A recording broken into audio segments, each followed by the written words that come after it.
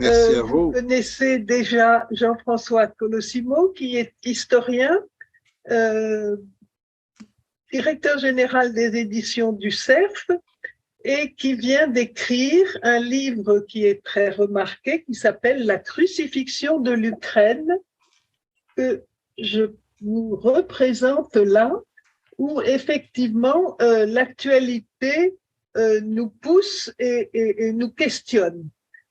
Alors, je vais lui poser 3 questions et après, vous aurez tous la parole. La première des questions que je vous pose, si vous le voulez bien, Bien sûr. Jean-François, c'est qu'est-ce qui vous a prédisposé à écrire ce livre? Alors, d'abord, il faut comprendre que je suis un chrétien orthodoxe et que certainement le bon chemin serait à moitié, à mi-chemin. Il faudrait aller à mi-chemin entre l'habitude occidentale de dire je et l'impossibilité orientale de dire autre chose que nous. N'est-ce pas? C'est déjà un rapport entre l'individu ou la personne et le collectif qui sont tout à fait, je dirais, symptomatiques peut-être des choses qu'on va aborder. Alors, assez simplement, je suis né catholique. Je suis obligé de faire un peu d'autobiographie, ça n'a pas ma faveur. Ouais, je suis né catholique, j'étais un enfant de cœur. J'ai fait toute ma scolarité dans les écoles chrétiennes catholiques d'Avignon, finissant par les jésuites, passant par les frères des écoles chrétiennes. J'étais un garçon enfant de cœur. Je ne sais pas si vous voyez ce qu'était ce mouvement JTC, Jeunes témoins du Christ, etc. Et comme je suis de 1960, alors que j'étais ce jeune garçon assez dévot, repéré peut-être pour une vie sacerdotale, etc., j'ai été très, très marqué vers l'âge de 14-15 ans par un certain effondrement, ce que j'ai perçu comme un effondrement. Je ne veux pas mettre de valeur. Vous me demandez de parler de moi, donc je parle de moi. Ce n'est jamais que ma vie. Je ne veux pas en déduire des leçons universelles, mais assez effondré par, d'un coup, je dirais, ce qu'on pourrait appeler une réduction un peu à l'horizontalité, certes avec de forts engagements sociaux, mais qui satisfaisait assez mal finalement peut-être une aspiration à la verticalité que j'avais, et j'ai commencé à m'intéresser, comme c'était l'époque des années 1970, aux sagesses extrême-orientales, à l'ésotérisme, etc. C'est une lecture, rassurez-vous. Et puis, petit à petit, m'est revenue quand même cette question de ma foi chrétienne, et j'envisageais de revenir à mon église de naissance lorsque j'ai rencontré le monde orthodoxe dans le sud de la France, principalement à travers une ermite, aujourd'hui décédée, qui vivait à 1000 mètres d'altitude, auprès d'une chapelle de transhumance, dans une faille de rochers. Et je dois dire que plus tard, j'ai parcouru tous les monastères d'Orient et je n'ai jamais rencontré une vie aussi ascétique que la sienne et aussi proche de la création que la sienne. Et cette rencontre m'a parfaitement bouleversé. Ayant fini mes études de philosophie, je suis parti vivre au Mont Athos, sous prétexte de mes recherches doctorales, puis à Sainte-Catherine du Mont-Sinaï, puis à Jérusalem, puis je suis revenu faire des études en Grèce de théologie à Thessalonique, puis je suis parti aux États-Unis, à Saint-Vladimir, qui est une forme un peu d'école qui est née à partir de l'Institut de théologie orthodoxe Saint-Serge de Paris. Et mon maître était le père Jean Meyendorff, qui lui était né à Neuilly, avait migré aux États-Unis par la suite, et qui était une école de théologie, je dirais, qui faisait qu'un jeune théologien formé dans cette école se reconnaissait pleinement, à quelques détails près, dans les textes de Vatican II. C'était l'anthéologique qui avait été né à Paris, dans l'entre-deux-guerres, et où s'étaient rencontrés du côté orthodoxe des gens comme Vladimir Lossky, Georges Florovsky, etc., et du côté catholique, les jeunes de Lubac, Danielou, Congar, etc. C'est-à-dire ce qu'on a appelé par la suite la nouvelle théologie, qui n'était jamais que le retour quand même à la théologie de la grande tradition ouverte de l'Église, et non pas ce que les traditionnalistes appellent la tradition et qui est souvent qu'une réinvention tout à fait récente d'un passé immédiat, celui du XIXe siècle. Est-ce que vous me suivez jusque-là? Oui. Donc, je suis devenu orthodoxe. J'ai fait des études de théologie orthodoxe, puis je suis rentré à Paris. Là, voilà, j'avais une femme, 2 enfants, il fallait que je travaille, ça a été l'édition. Mais dès 1990, je suis à, entré à l'Institut de théologie orthodoxe Saint-Serge comme enseignant, puis finalement j'ai présidé l'Institut, puis j'en ai fini par en démissionner il y a 2-3 ans, en raison de l'évolution même que connaissait l'orthodoxie en France et qui reflétait celle de l'orthodoxie à l'échelle planétaire, à savoir une immense crispation identitaire et une espèce de reconstruction d'une orthodoxie qui n'avait jamais existé et qui était une orthodoxie agressive, incarnée par-dessus tout par le patriarcat de Moscou. Ma femme étant russe, j'ai longuement eu le temps de fréquenter la culture russe. Et lorsque, en fait, pour y arriver, donc, lorsqu'est arrivée cette guerre d'Ukraine, j'avais entamé depuis les années 2000, depuis 2001, en fait, et les attentats contre les Twin Towers à New York, une espèce de cycle de livres, un cycle de livres consacré aux métamorphoses du divin en politique contemporaine, n'est-ce pas? Ce qu'on appelle le retour du religieux, je pense que c'est une expression inadéquate, mais on va dire ça. Et donc, j'avais écrit un livre sur les États-Unis, la théodémocratie américaine. J'avais écrit un livre sur la Russie. Le livre sur la théodémocratie américaine, c'était Dieu est américain et c'est sur la théodémocratie aux États-Unis. L'Apocalypse russe, Dieu, et c'est sur Dieu au pays de Dostoïevski.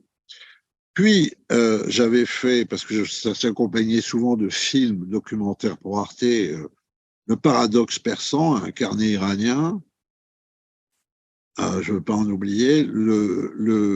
Ensuite, j'ai consacré un livre aux chrétiens d'Orient, les hommes en trop. J'ai consacré un livre à la religion française, sous-titre Mille ans de laïcité. Etc. J'ai fait des notes pour la Fondation pour l'innovation politique sur les chrétiens d'Orient et sur la crise orthodoxe qui ont précédé la guerre et où j'expliquais en fait que nous étions dans une phase qui était une phase de destruction de tous les acquis théologiques du XXe siècle. Pour aller vite, je pourrais revenir sur tous ces points, je le dis un peu brutalement, mais c'est comme ça, particulièrement dans les anciens pays de l'Est libérés du communisme, où l'Église, en fait, avait pris la place du parti, pour aller vite, et fonctionnait comme une machine idéologique.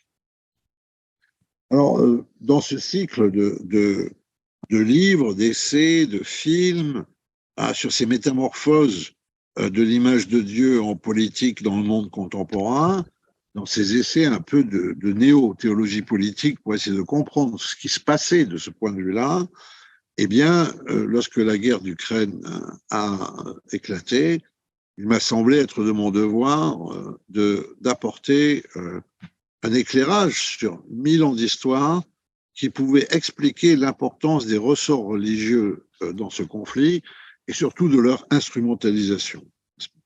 Voilà. Alors, j'étais un peu long sur moi-même, mais j'essaie de vous l'expliquer.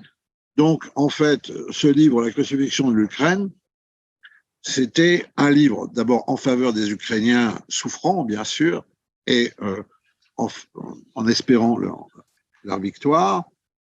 C'était un livre de dénonciation aussi de la captation par Vladimir Poutine de la Russie et par le patriarche Kirill de Moscou de l'orthodoxie. C'est aussi un témoignage, donc, pour essayer d'expliquer aux gens ce qui se passait de ce point de vue-là. Et donc, j'ai écrit ce livre assez rapidement, mais il était nourri d'années, de toute façon, d'études, de travaux, de réflexions, pour essayer d'inscrire ce conflit dans le temps long et dans les problèmes, dans le problème essentiel du divorce entre l'Occident et l'Orient chrétien à partir du 8e siècle. Voilà, c'était ça l'ambition. Je ne sais pas si je m'explique bien parce que je ne suis pas très bon pour essayer de me raconter. Mais donc, si vous voulez, pour moi, je le dis, ce livre, c'est une partie de ma vie, tout simplement, et une partie de mon témoignage.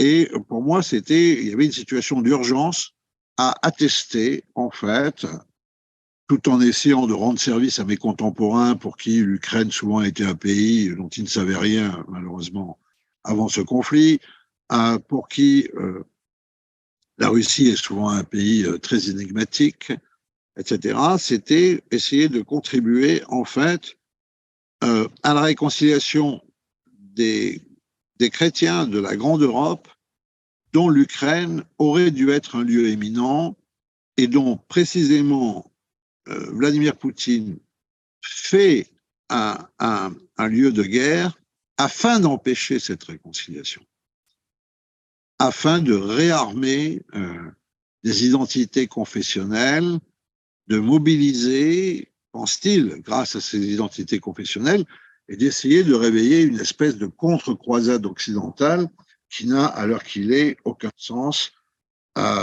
Et c'est encore une fois, je dirais, utilisation de l'histoire que j'ai voulu endiguer, au moins endiguer, en proposant une lecture de l'histoire fondée, je dirais, en raison, fondée en arguments, fondée en liens, pour faire découvrir la complexité d'un dossier que trop de gens voudraient simplifier. Et trop de gens voudraient le simplifier. Évidemment, j'avais aussi en ligne de mire l'illusion qui a pu régner dans une certaine droite sur Poutine et son régime, de la même façon que dans une certaine gauche, dans les années 1970, on avait tendance à nier le goulag ou à passer par pertes et profits les souffrances des populations sous le joug soviétique, en considérant que malgré tout, c'était pas si grave, enfin, etc. Et donc, aujourd'hui, on a plutôt une espèce de grande illusion tout à fait funeste et terrible à droite, qui verrait dans Vladimir Poutine un défenseur des valeurs chrétiennes, traditionnelles, familiales, etc., etc., etc. Évidemment, c'est une illusion mortifère, scandaleuse, et donc ce livre voulait contribuer aussi à ça. Donc, en d'autres termes, j'ai essayé, arrivé à 62 ans, après 40 ans de vie orthodoxe, où j'ai vécu l'élan d'une théologie existentielle qui cherchait véritablement à s'adresser à la femme et à l'homme d'aujourd'hui, j'ai vu un immense reflux. J'ai voulu combattre ce reflux autant que je pouvais. Et lorsque cette guerre a éclaté, eh bien, il m'a semblé que c'était le moment ou jamais de préciser, encore une fois, ce que sont l'Ukraine, la Russie, l'orthodoxie dans tout ça, ce qu'est le christianisme. Donc, c'est un livre qui est un livre d'histoire, mais qui est un livre de combat tout de même. Voilà, c'est ça que je voulais dire. Voilà, je suis désolé, j'étais long, mais bon. Mais vous voyez, je crois que nous avons tous apprécié ce détour par votre histoire, parce que ça explique beaucoup de choses et qui me permettent aussi de mieux comprendre votre livre que j'ai beaucoup aimé, mais qui est un livre aussi d'érudition.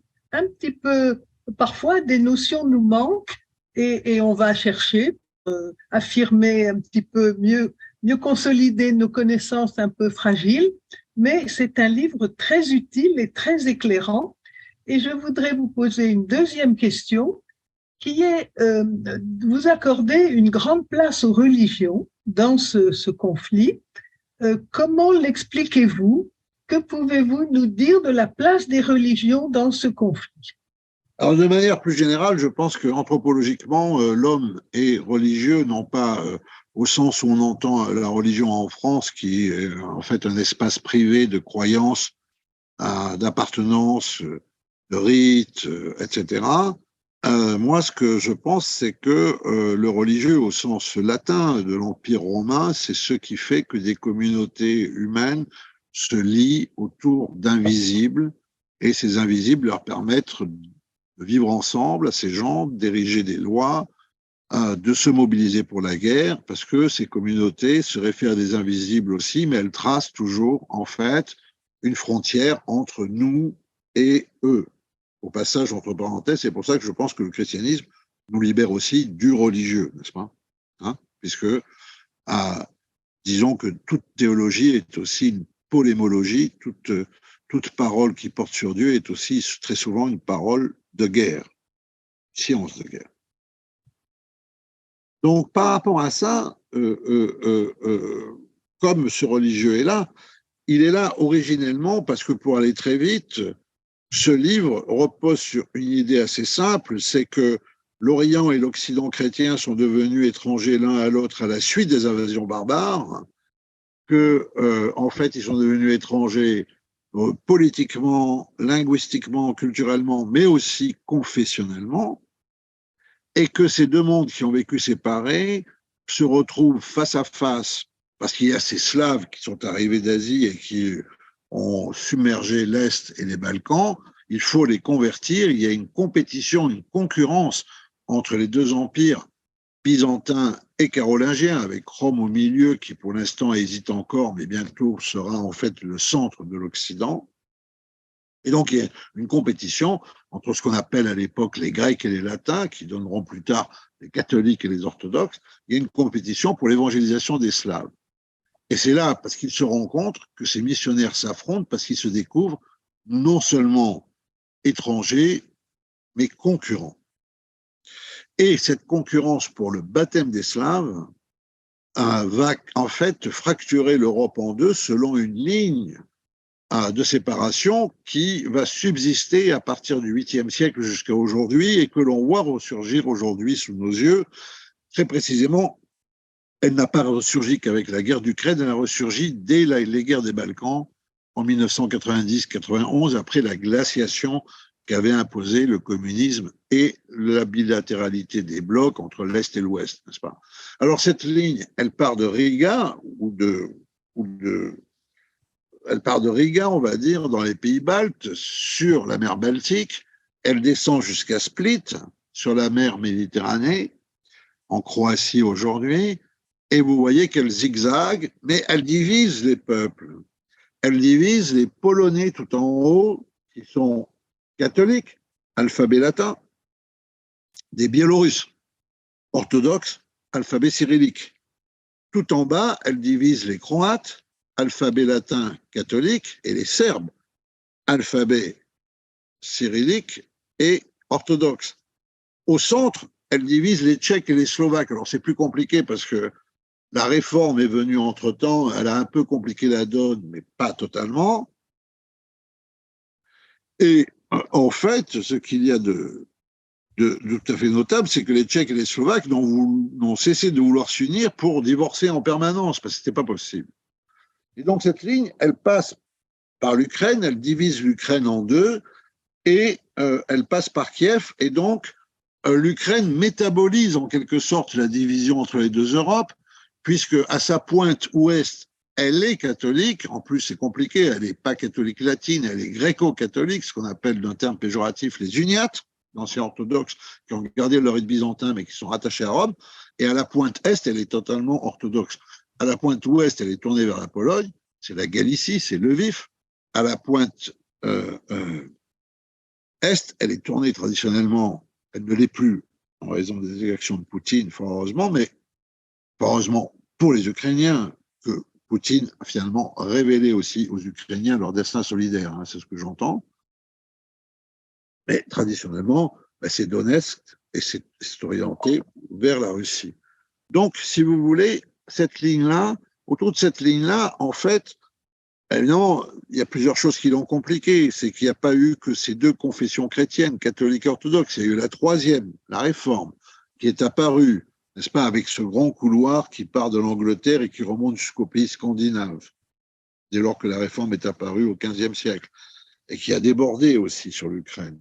Et puis l'Ukraine, traditionnellement, a une présence musulmane endogène, les Tatars de Crimée. Elle a une présence juive extrêmement importante, puisque l'Ukraine, c'est une grande partie du shtetl, de la réserve auquel étaient assignés les Juifs ashkénazes par les différents empires. Très précisément, lieu de la confrontation entre les trois confessions chrétiennes, entre les trois monothéismes d'abord, entre les trois confessions chrétiennes ensuite, ça a été aussi le lieu de confluence des empires, héritiers de chaque côté des empires byzantins et carolingiens. Alors du côté byzantin, Ben, c'est évidemment l'Empire russe par la religion, l'orthodoxie, mais c'est aussi l'Empire ottoman par la civilisation, puisque l'Empire ottoman, il est byzantin de civilisation, même s'il n'est pas par la religion. Et puis, du côté, évidemment, de l'Empire carolingien, c'est le Saint-Empire romain germanique, c'est l'Empire prussien, l'Empire austro-hongrois, l'Empire prussien. Et puis là-dessus, comme c'était des empires qui se voulaient aussi universalistes, particulièrement au XIXe siècle, par exemple, sont venus se greffer aussi pour des raisons de route commerciale ou d'hégémonie politique, l'Empire britannique et l'Empire français. Là, je viens de vous dire à peu près les protagonistes de la guerre de Crimée de 1853 à 1856. Alors, où est le religieux dans tout ça? Et c'est assez simple. D'abord, d'une part, sur cette ligne, les populations qui étaient de chaque côté, mais chaque fois qu'elles ont été happées par un empire, elles ont dû changer de confession, ce qui a laissé des blessures totales et des réveils identitaires sanglants par la suite. Donc, on était catholique, il fallait devenir orthodoxe, on était orthodoxe, il fallait devenir catholique, on était protestant, il fallait devenir catholique ou orthodoxe. Et deuxièmement, particulièrement cette guerre de Crimée à laquelle à Paris on doit le pont de l'Alma, la rue de Crimée, n'est-ce pas, le boulevard de Sébastopol, ouais, c'est de là que ça vient. Hein. Tout ça, c'est des noms que vous entendez aujourd'hui à la télévision à travers le récit quotidien de cette guerre atroce. Eh bien, cette guerre de Crimée, elle a été déclenchée de manière religieuse. Pourquoi? Parce que au XIXe siècle, l'Empire français, l'Empire de Napoléon III, est l'héritier de la protection des chrétiens d'Orient qui a commencé sous François Ier et qui s'est étendue sous Louis XIV, mais des chrétiens d'Orient qui sont catholiques. Alors que l'Empire russe, lui, il est le protecteur des chrétiens d'Orient qui sont orthodoxes. Et les deux empires, voilà, s'affrontent pour la domination des chrétiens sous l'Empire ottoman.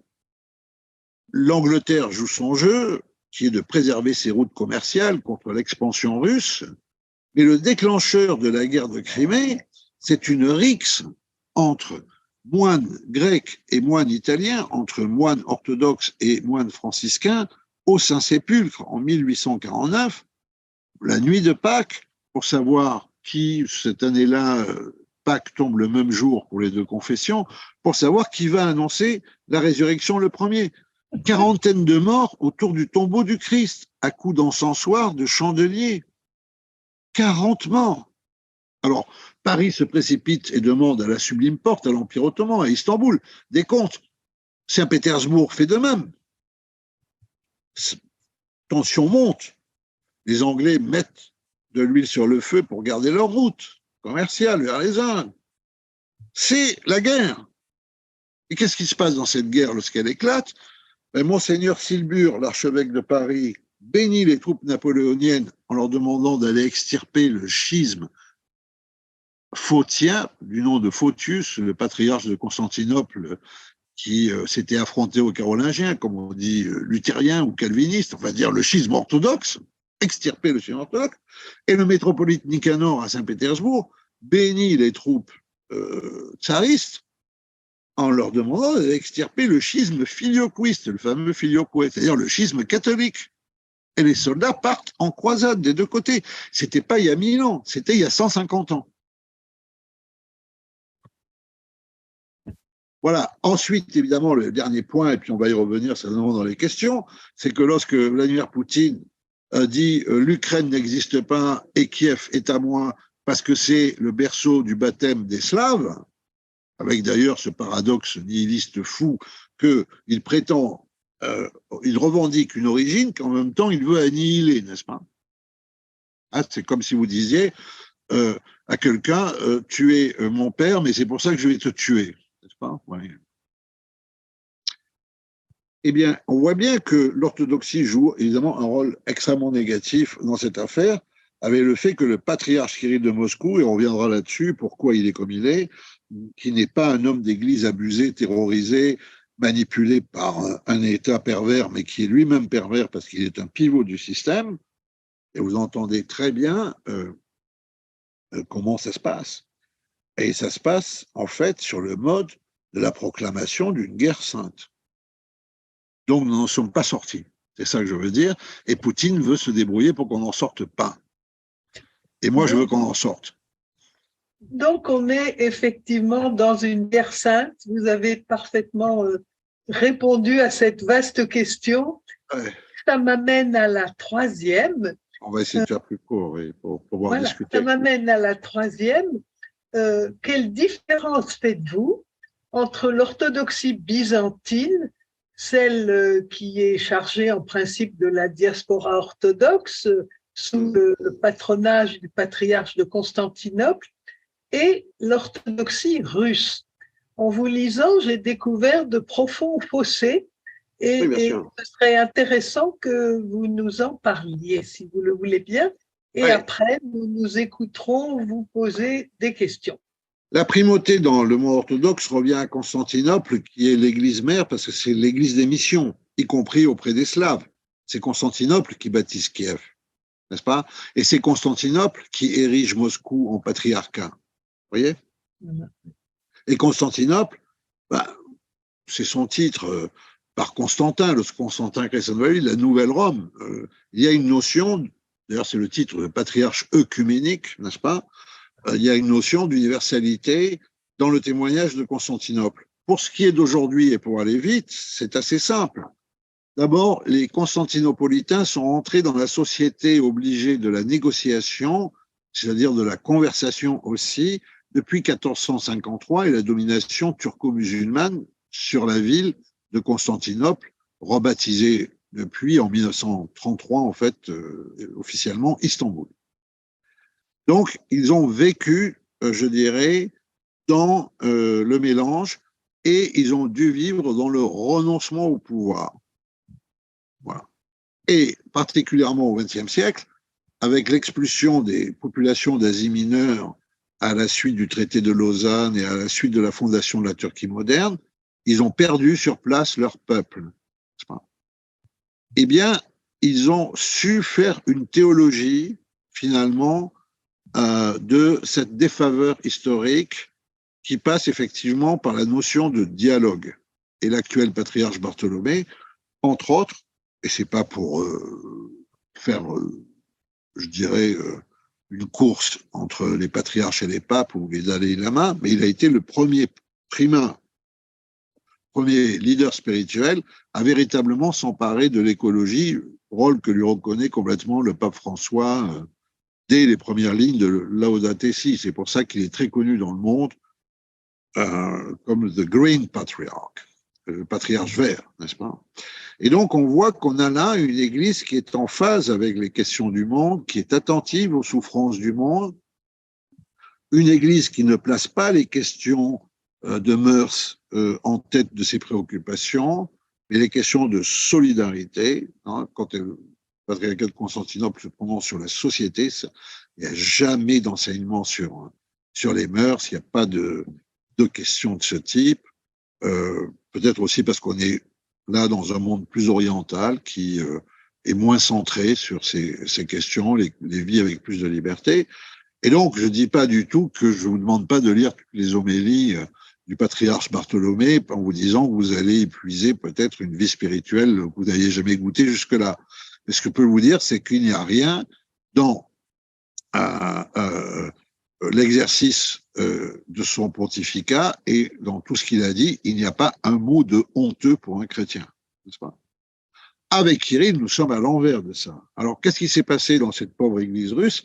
C'est que dès le départ, elle a été partagée en fait entre la tentation d'être une église impériale, Moscou se voulant la troisième Rome. La première Rome était tombée à cause de l'hérésie, la deuxième Rome, Constantinople, était tombée à cause de sa décadence, mais Moscou, ça allait être la troisième Rome. Et en fait, cette tentation de l'église impériale s'est toujours affrontée aux courants les plus mystiques, les plus spirituels, qu'on connaît bien par la littérature, Dostoïevski et tout le reste, les starets, les saints, les folles en Christ, les ermites des forêts, tout ça existe aussi. Mais ce mouvement, il a été laminé. Il a été d'autant plus laminé lorsque, s'affirmant de plus en plus comme une puissance impériale, en fait, l'État russe, à partir d'Ivan le Terrible, mais principalement sous Pierre le Grand, a avalé l'Église et en a fait un organe de domination sociale et d'influence diplomatique. Ça a duré jusqu'en 1917. En 1917, l'Église russe, consciente du fait, parce que Pierre le Grand avait décapité le patriarcat, l'avait remplacé par un synode de type luthérien, gouverné par un ministre laïque, Ober procurator du Saint-Synode, vous voyez, enfin. Donc on avait une église totalement muselée. En 1917, après la Révolution de février, l'église a convoqué un grand concile qui est considéré par les meilleurs historiens comme très proche dans l'esprit de Vatican II. Et on a restauré le patriarcat. Mais dès l'arrivée de Lénine et des bolcheviks au pouvoir, ça a été une immense persécution. L'église russe, elle a perdu, entre 1917 et 1941, 600 évêques, 40 000 prêtres, 120 000 moines et moniales dans les camps et 75 000 lieux de culte ont été détruits. Lorsqu'a éclaté la guerre avec l'Allemagne nazie, Staline étant détrompé, puisqu'il avait cru conclure un pacte avec Hitler, Staline a ressorti ce qui restait d'évêques qui n'avaient pas encore été exterminés et il leur a demandé de s'engager et d'engager le peuple dans la défense de la patrie, en échange de quoi il desserrerait un tout petit peu l'étau. Et donc, il y a eu des évêques qui ont conclu en 1941, 42, 43 une sorte de concordat avec l'État soviétique. Staline a tenu parole, mais une deuxième grande vague de persécution est apparue sous Khrouchtchev, qui, lui, avait une politique pro-occidentale, et pour s'excuser de sa politique pro-occidentale à l'extérieur, a ranimé les campagnes d'athéisme. Donc, il y a eu une deuxième vague de persécution, et donc l'Église russe a vécu de 1917 à 1991, qui est la date de la mort du père Alexandre Mène, un grand spirituel. Elle a vécu ce qu'aucune église des pays de l'Est n'a vécu de 1948 à 1989. Ni l'église catholique de Pologne, ni l'église protestante d'Allemagne de l'Est, ni l'église orthodoxe de Roumanie. Donc c'est un trou noir. Dans les années 1970, un curieux personnage, Nicodème de Leningrad, a décidé de contracter une nouvelle alliance avec le KGB en disant, faisons un troc très simple, voilà, laissez-nous avoir quelques églises, des prêtres, quelques bibles, etc. Et nous irons partout dans le monde dire que nous sommes contre l'impérialisme américain, contre le nucléaire, contre la logique des blocs, que nous sommes contre les États-Unis, etc. et que nous sommes heureux d'être soviétiques. Et ça a marché.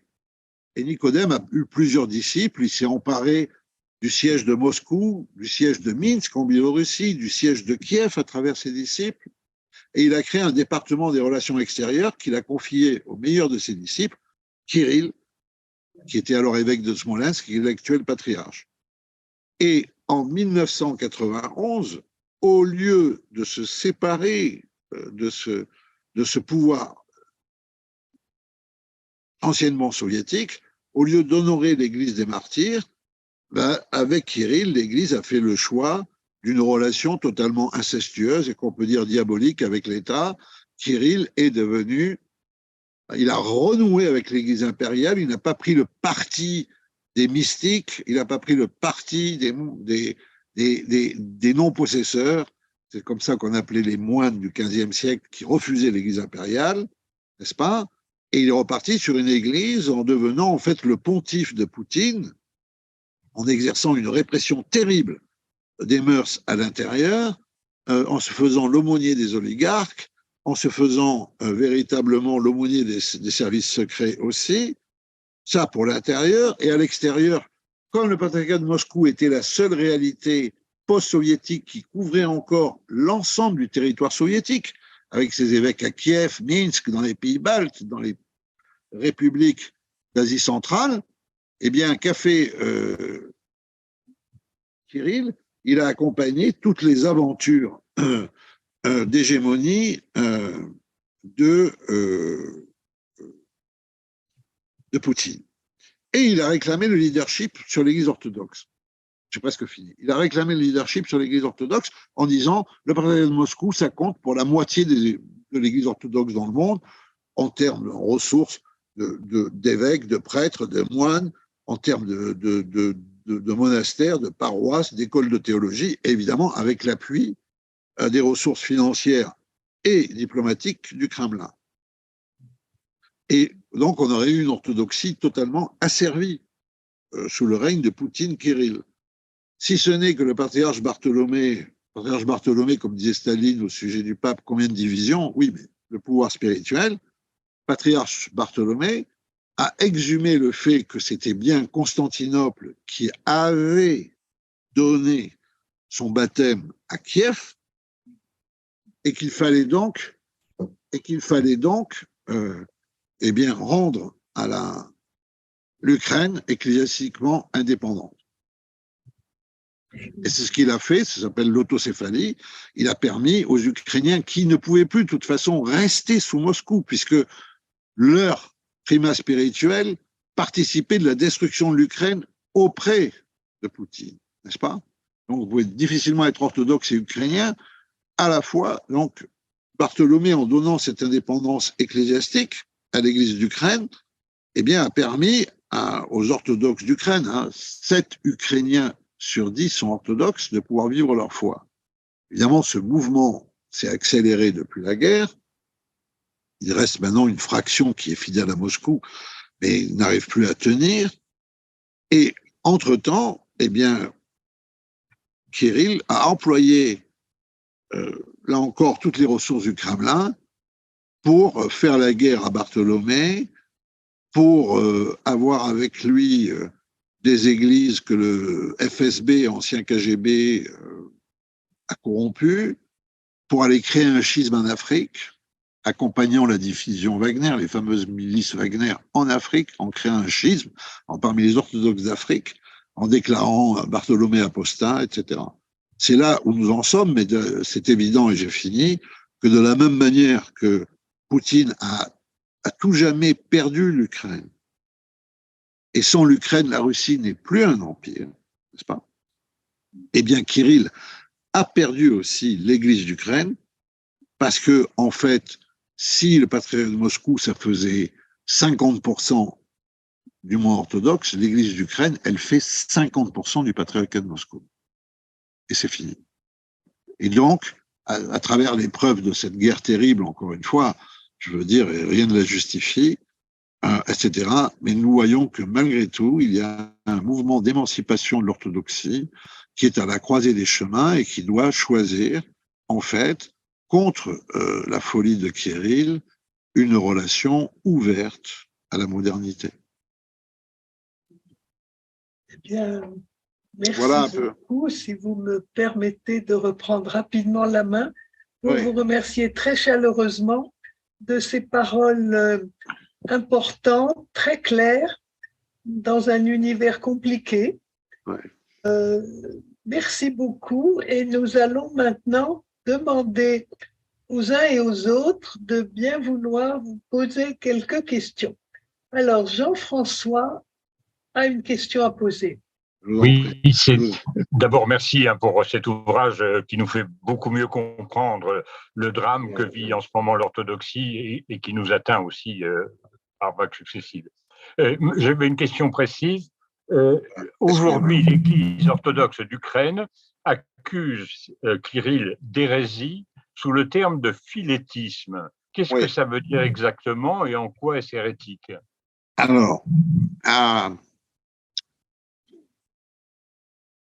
en fait, l'orthodoxie telle que vous la voyez aujourd'hui, avec toutes ces églises nationales, églises serbes, églises bulgares, églises roumaines, etc., toutes ces églises, elles sont nées des guerres de révolution nationale contre l'Empire ottoman, parce que tous les pays que je viens d'énumérer étaient sous l'Empire ottoman. Et comme le patriarcat et toutes ces églises, en fait, qui n'existaient pas, étaient sous Constantinople. Et comme le patriarche de Constantinople, l'église de Grèce aussi, était, lui, à Istanbul, sous la domination du sultan, n'est-ce pas? Eh bien, lorsqu'il y a eu ces indépendances nationales, sur un modèle assez occidental, assez mal compris, on a voulu ériger en même temps des églises nationales. Bon, les patriarches de Constantinople ont payé très cher ces mouvements d'émancipation, par ailleurs, tout à fait compréhensibles d'un point de vue politique, n'est-ce pas, hein? Par exemple, en 1821, le patriarche Grégoire a été crucifié sur la porte du Fanard, la porte du palais patriarcal, en pleine nuit de Pâques, parce que la Grèce venait de donner son indépendance. Donc, il y a aussi une histoire de là. Bon. Donc, en 1870, dans les années 1870, les patriarches orientaux, c'est-à-dire les 4 patriarches les plus anciens, Constantinople, Alexandrie, Antioche, Jérusalem, se sont réunis à Constantinople, Istanbul, pour promulguer 2 choses. La première, c'est qu'ils devaient répondre à un appel du Vatican qui leur disait de rejoindre le siège romain, sans quoi ils étaient des fauteurs de troubles contre l'unité et contre la vérité. Et donc, ils ont répondu, c'est la fameuse encyclique des patriarches orientaux, ils ont répondu en fait au Concile Vatican I que la vérité de l'Église ne se tient pas dans la papauté ou même dans l'épiscopat, mais dans le peuple de Dieu. C'est un truc paradoxal, vu de l'extérieur, c'est que sur certains aspects, si vous voulez, l'orthodoxie qui paraît très traditionnaliste d'un point de vue de la liturgie, elle est en fait très progressiste sur des questions comme l'ecclésiologie ou, encore une fois, l'éthique et la morale. Vous voyez, c'est un paradoxe qu'il faut comprendre. Ça me semble assez important. Et deuxièmement, ils ont condamné ce qu'ils appellent le philétisme, c'est-à-dire qu'ils ont condamné ce qu'ils considéraient être l'hérésie moderne par excellence, qui est la confusion entre le religieux et le politique, et plus précisément entre l'État et l'Église, et entre la confession et la nation. C'est ça le texte. Donc aujourd'hui, les Ukrainiens considèrent que, oui, les Russes font du philétisme, ils confondent le politique et le religieux, ils confondent la nation, l'appartenance à la nation et l'appartenance à l'Église. Voilà, c'est ça l'idée, vous voyez. Et là, on a des textes quand même qui sont importants, parce que c'est des textes un peu, comme on dirait dans le monde latin, romain, ce sont des textes un peu magistériels tout de même, vous voyez, et donc ces 2 points insistent, la vérité de l'Église se tient dans le peuple de Dieu, et la confusion entre le politique et le religieux, c'est l'hérésie moderne par excellence. L'hérésie moderne sont l'hérésie d'aujourd'hui quand ils parlent au XIXe siècle, vous voyez ce que je veux dire? Merci beaucoup. Jean-Louis voudrait parler. Oui, j'ai 2 questions. J'ai plusieurs fois lu ces mois derniers que le patriarche Kirill avait peut-être moins d'influence qu'on pensait sur Poutine ou le contraire. Bon, vous nous avez dit effectivement qu'ils étaient très proches. Ma deuxième question… Non, excusez-moi, c'est Kirill qui va être proche de Poutine. Pour Poutine, Kirill est une prothèse, c'est un instrument. Parce que ce qu'on voit mal, d'ailleurs, sur cette illusion, sur ce Poutine chrétien, vous savez, il y a des tas d'images de Poutine. Poutine qui monte à cheval, torse nu, Poutine qui combat le tigre avec un couteau, Poutine qui plonge dans les eaux de la mer Noire et qui récupère tout de suite une amphore, Poutine en Hells Angels, alors on la rencontre, il y a une cinéographie culte de la personnalité, il y a Poutine qui tutoie Dieu seul à l'église, dans les vapeurs d'encens, il est seul, n'est-ce pas, il tutoie Dieu, etc. Mais en fait, Poutine est un très réaliste aussi, et il y a une loi qui est passée à la Douma, qui est une loi assez liberticide, qui en fait considère qu'il y a 4 religions en Russie qui sont le christianisme russe, soit l'orthodoxie, le judaïsme russe, l'islam russe et le bouddhisme russe. Ça, ce sont des religions qui ont tous les droits. Toutes les autres religions sont considérées comme des religions étrangères. Et donc, Poutine, en fait, il a une espèce de second conseil des ministres qui est composé du patriarche Kirill, mais aussi du grand lama bouddhiste, mais aussi du grand moufti musulman et des 2 grands rabbins, c'est une particularité juive, il y a un grand rabbin orthodoxe et un grand rabbin racidique. Et ces dignitaires religieux sont en fait des serviteurs du pouvoir politique. Vous voyez? Donc il n'y a pas que. Mais c'est Kirill qui court après Poutine. Oui. Ok, Jean-Louis, ta question. La deuxième question, c'est que pensez-vous des relations du pape François avec Kirill et de la relative lenteur qu'a eu le pape pour réellement condamner l'agression de Poutine en Ukraine? Alors, ce qu'il faut comprendre, c'est que après la chute du mur de Berlin, le seul pays dans lequel ne se rendra jamais le pape globe-trotter Jean-Paul II, c'est la Russie. La Russie, lui, est interdite. L'Église russe qui sort du communisme redoute le prosélytisme catholique et protestant qui a existé au XIXe siècle. Et donc, c'est une Église qui est, on va dire, paranoïaque là-dessus, d'autant plus que Jean-Paul II est polonais, et d'autant plus que la grand-mère de Jean-Paul II est une uniate de Lviv, une gréco-catholique. Donc voilà. Là, après, quand arrive Benoît XVI, ça change un peu. Les Russes trouvent que ce pape qui reste quand même beaucoup à Rome, qui ne voyage pas beaucoup, qui ressort un peu des attributs de la papauté de la Renaissance, qui est théologien, liturge, et franchement pas trop occidental, ça leur va bien. Et c'est là où Kirill invente une transformation complète du terrain œcuménique. Le terrain œcuménique, c'est plus la recherche de l'unité, c'est la recherche d'un front commun contre les LGBT. Et ça marche.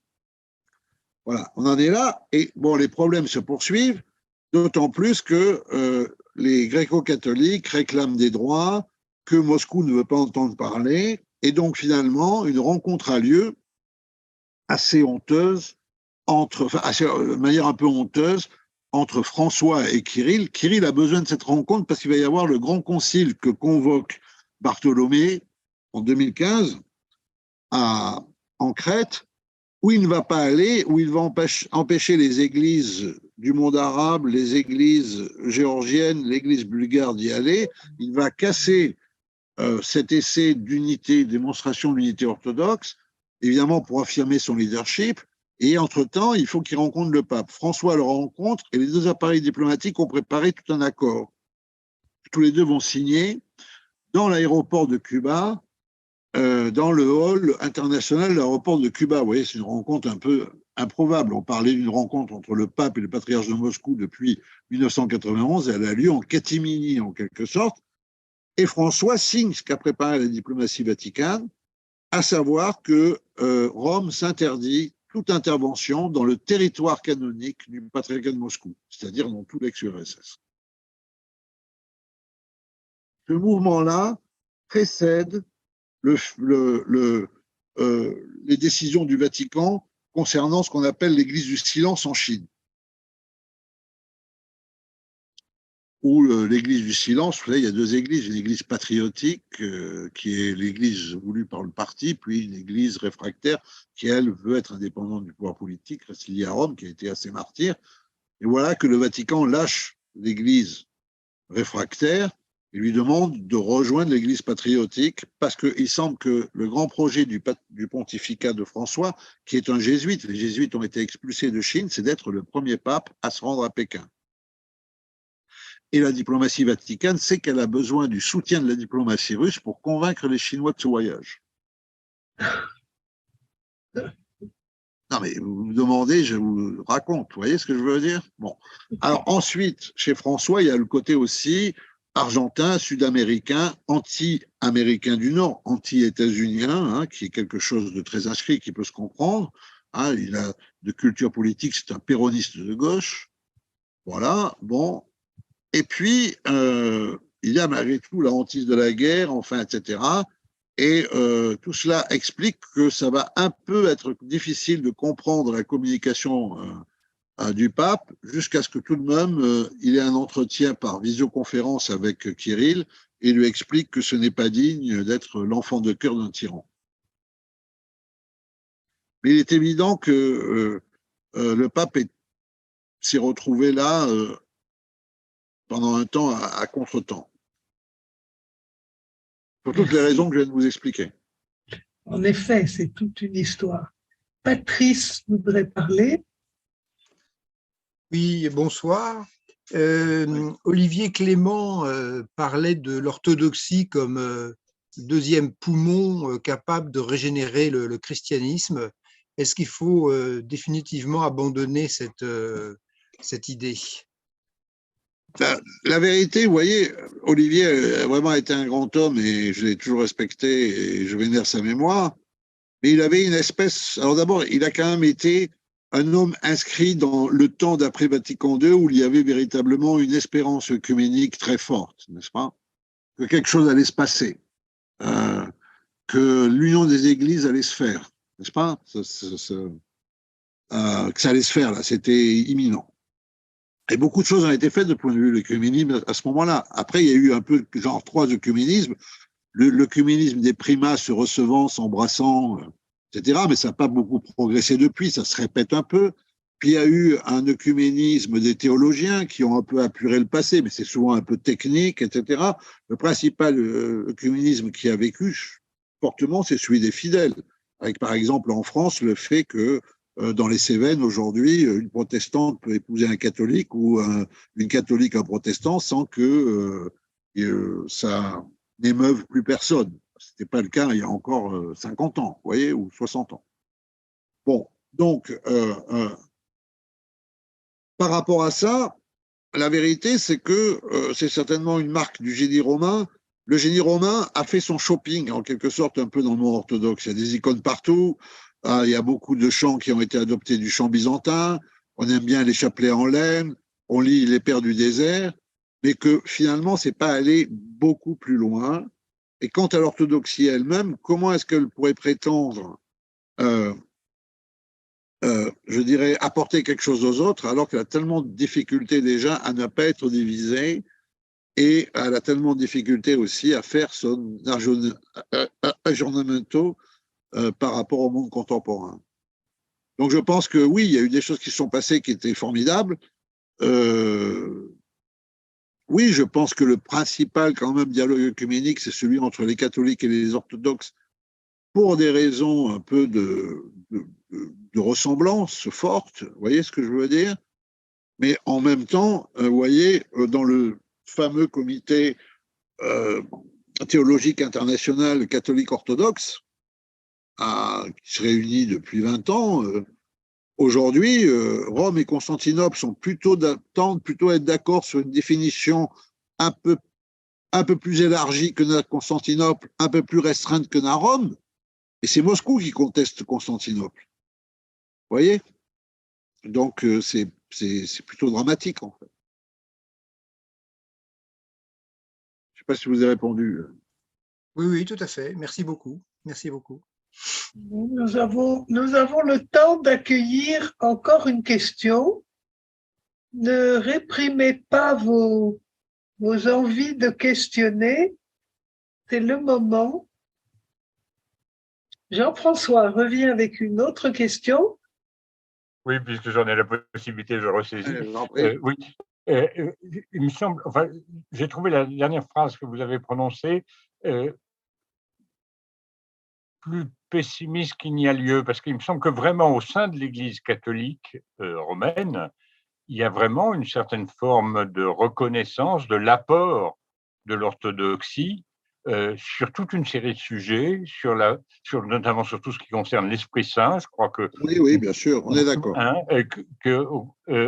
Bon, et même finalement l'affaire du filioque qui a été dramatique pendant des siècles, il y a peut-être moyen de trouver c'est sûr. Un rapprochement. Enfin, je me sens plus positif que vous l'avez dit, si je puis dire. Oui, le filioque n'est pas une question. Et puis en plus, il faut arrêter un peu aussi avec, si vous voulez, un peu ces grands débats théologiques qui concernent quand même que quelques personnes qui sont dans l'entre-soi. Si je débarque dans une paroisse catholique, je leur dis alors vous êtes filioquiste, la plupart des fidèles vont me regarder en me disant de quoi je parle. Vous voyez ce que je veux dire? Et si je débarque dans une paroisse orthodoxe à Athènes et je leur dis alors vous êtes tous anti-filioquistes, ils vont me regarder aussi. Vous voyez, c'est toujours un peu le problème de ces. Vous avez raison sur le Saint-Esprit, c'était un moment très très important. Mais je pense que si vous voulez, et je ne veux pas du tout. C'est vrai pour votre génération, pour ma génération, tout ça. Aujourd'hui, nous assistons tout de même à ce qu'on a de commun aujourd'hui, c'est plutôt la montée de reconstruction identitaire, n'est-ce pas? Une espèce un peu de bouguérisation de ces reconstructions identitaires. Et moi, ce qui me frappe chez les jeunes que je rencontre dans les séminaires, les écoles de théologie, c'est qu'ils se veulent très fervents, très zélés, très pieux, mais au fond, l'autre ne les intéresse pas beaucoup, quel qu'il soit. Vous voyez? Et c'est cette notion un peu, et c'est là où il y a quand même, à mon sens, et je finirai là-dessus, parce que je crois que ça dure 1 heure, Zoom, c'est ça, Anne? On peut prendre 5 minutes. Oui, d'accord. Ah, d'accord. Mais c'est exactement le problème, c'est que le christianisme n'est pas une identité. Non. Quand on regarde Saint Paul, c'est exactement ce qui fait imploser toute identité pour s'ouvrir au mystère de la grâce. Vous voyez, Saint Paul, qu'est-ce qu'il dit? Il dit jusqu'à ce que je rencontre le Christ, je vénérais la tradition de mes pères, parce que tant qu'on n'a pas rencontré le Christ, ce qu'il y a de plus vénérable, c'est la tradition de ses pères. Voilà. Et donc, moi, je pense que de ce point de vue-là, la grande tentation d'aujourd'hui, c'est de substituer une forme d'identité, d'ailleurs, la plupart du temps, qui n'a jamais existé telle qu'elle. Vous voyez, je veux dire, les identitaires se prétendent traditionnalistes, mais en fait, c'est des brocanteurs. Ils font du bricolage, n'est-ce pas? Et ça, c'est une grande tentation qui traverse tout de même tous les corps ecclésiaux. Voilà. Et là-dessus, on a un destin commun. C'est d'affronter cette tentation. C'est là, je pense, où il y a des choses, un véritable. Voilà. Dernier point, on le voit très bien, et c'est peut-être là où il y a aujourd'hui une veine nouvelle pour l'œcuménisme, une brèche, une ouverture, c'est que les barrières cultuelles et les barrières culturelles ne se recoupent plus. Je m'explique. Culturellement, moi, par exemple, puisque les dominicains m'ont fait l'amitié de me demander de diriger le cerf, alors que je suis orthodoxe, c'est pas très grave que je sois orthodoxe. Là où j'ai failli rater l'entretien d'embauche, c'est lorsque j'ai dit que j'avais été éduqué chez les jésuites. Là, c'était beaucoup plus grave. Non, je plaisante. Mais je travaille tous les jours avec des dominicains avec lesquels je partage pour l'essentiel la même vue de l'évangile et du monde. Vous voyez? Mais je ne communie pas avec eux. Et eux ne communient pas avec moi. Et si je me rends à Moscou, je risque d'atterrir dans une paroisse où je peux communier, recevoir la communion d'un prêtre avec lequel, et sur l'évangile, et sur le monde, et sur l'humanité, je ne partage aucune idée. Donc ces barrières culturelles et ces barrières culturelles, aujourd'hui, ne se recoupent plus. Et en fait, on a des frères et des sœurs, parfois de l'autre côté de la barrière confessionnelle, et parfois, on a du mal à reconnaître ses frères et ses sœurs dans sa propre globalité confessionnelle. Vous voyez? Alors ça, c'est quelque chose qu'on peut concevoir comme quelque chose de pénible ou de terrible, mais moi, je crois que c'est plutôt une bonne nouvelle, parce que si on veut que l'œcuménisme avance, c'est à partir de cette base-là qu'il peut avancer dans la reconnaissance mutuelle du partage. Et d'une communion qui n'a pas trouvé sa forme liturgique, rituelle, doctrinale, mais qui existe d'ores et déjà dans les cœurs. Vous voyez, je crois que c'est assez important, ça, de voir bien ça. Et ça va aller en s'aggravant, parce que la tendance quand même des grands méchants de ce monde, que ce soit Vladimir Poutine avec l'orthodoxie en Russie, il restaure des monastères que les bolcheviks dynamitaient, Xi Jinping en Chine, qui cite Confucius dont les gardes rouges brûlaient les écrits, Recep Tayyip Erdogan en Turquie, qui restaure le culte musulman dans Sainte-Sophie, dont Atatürk avait fait un musée. On voit bien que ces tyrans aujourd'hui, qui sont issus de sociétés athées ou séculières, vont chercher dans l'arsenal religieux de quoi réarmer leurs guerres et leurs désirs impériaux. Et là, c'est nous qui devons dire non. Alors, il y a Une question finale de Nathalie, et je crois que Philippe Soupa voulait aussi poser une question, mais alors très brièvement. Donc, Nathalie. Ma question est brève, mais la réponse ne sera sûrement pas. Mais qu'est-ce que vous pensez qu'il peut y avoir comme issue sur ce conflit terrible qui semble parti pour des années? Enfin, sur quoi va-t-il pouvoir se résoudre? Sur quel socle, en fait? Alors, vous avez raison, ça peut durer des années. Il n'y a pas de résolution à vue humaine possible, puisque chacune des parties belligérantes, elles ne sont pas égales, parce qu'il y a un agresseur et un agressé, va arriver à la table de négociation dans la meilleure position possible, évidemment. Le problème de Poutine, c'est qu'il est engagé dans un système de survie. Poutine n'aime pas la Russie, ne veut rien pour la Russie et les Russes. D'ailleurs, les Russes fuient la Russie, les élites russes fuient la Russie. On est face à la plus grande immigration russe, peut-être de tous les temps, dépassant celle de 1917. Ce sont les élites qui fuient, qui ne peuvent pas supporter non plus la répression intérieure, parce qu'elle est terrible, et la propagande intérieure, qui est terrible aussi. Donc, Poutine, lui, le problème qu'on a, c'est que Poutine, il veut survivre pour que survive son régime, parce que s'il perd cette guerre, son régime tombe. Peut-être d'ailleurs pas pour un meilleur régime, mais il tombe. Or, vous voyez, quand Poutine dit à Valdai en 2017, nos ennemis ne connaissent pas notre capacité de sacrifice, ils seront tous crevés en enfer, que nous serons morts, mais au paradis, ou quand le patriarche Kirill dit tous les mobilisés qui vont mourir au front, tous leurs péchés seront absous parce qu'ils seront morts en tant que martyrs. Mais c'est le langage d'Oussama Ben Laden. La différence entre Poutine et Oussama Ben Laden, c'est 6500 ogives nucléaires. D'où la prudence occidentale aussi. Vous voyez ce que je veux dire? En fait, malheureusement pour nous, l'Europe, d'abord, la solution, elle participe beaucoup de la volonté des États-Unis et de notre côté aussi de la volonté de la Chine. C'est-à-dire lorsque ces deux hyperpuissances trouveront que finalement, cette guerre finit par coûter trop cher, peut-être qu'elles arriveront à s'entendre pour débrancher Poutine. Mais ça ne voudrait pas dire non plus que la paix sera là, parce que d'un côté, il faudra reconstruire l'Ukraine, mais il faudra aussi éviter l'implosion de la Russie. Donc, en fait, nous sommes rentrés dans un nouvel ordre mondial où la guerre domine. Et finalement, cette guerre, elle nous frappe parce qu'elle est sur le vieux continent qui avait interdit depuis 1945 la guerre elle-même. Mais voyez la situation des Arméniens au Karabakh, faites un tour du monde, voyez la situation en Afrique, etc. Et ce qui est évidemment frappant, c'est le recours aux religieux dans tous ces conflits. Merci. Je fais vite pour donner la parole à Jean-Paul pour quelque chose de très rapide. Très rapide. Oui, je voulais savoir si Jean-François Colosimo pensait qu'il pourrait, est-ce que ça serait concevable que parmi les orthodoxes russes se lève quelqu'un qui puisse prendre une attitude différente de celle de patriarche Kirill pour orienter l'orthodoxie dans une autre direction? Alors, de la même façon que Poutine a nettoyé la société russe de ses élites qui pouvaient contribuer positivement à l'épanouissement de la Russie, le patriarche Kirill s'est débrouillé aussi pour poursuivre particulièrement tous les prêtres qui avaient une véritable pastorale. Donc, de ce point de vue-là, on est aussi face à un système répressif.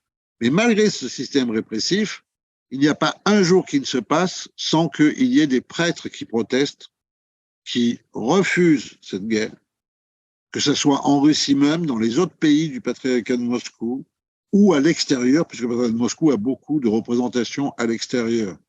Entre autres, il y a eu une pétition, quasiment un mois et demi après le début de la guerre, de 140 prêtres du patriarcat de Moscou qui vivent en dehors de l'ex-URSS, bien sûr, qui sont présents en Espagne, aux États-Unis, enfin bon, qui sont des prêtres